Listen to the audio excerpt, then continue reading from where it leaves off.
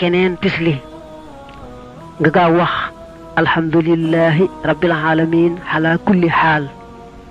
yàlla day mooy yow cant ci tolluwaay bu ne ak mbir mu ne boo farloo ci boo déggee keneen tisli yow nga gaaw wax ko yàlla musal la ci mettitu bëñ ak mettitu nopp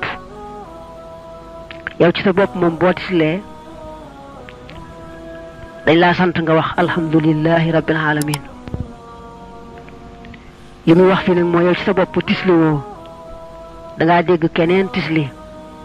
yow nag nga gaaw sant yàlla ne alhamdulillahi rabbil alamin ala kulli xaal loolu boo ko defee yàlla musal la ci mettitu bëñ ak mettitu nopp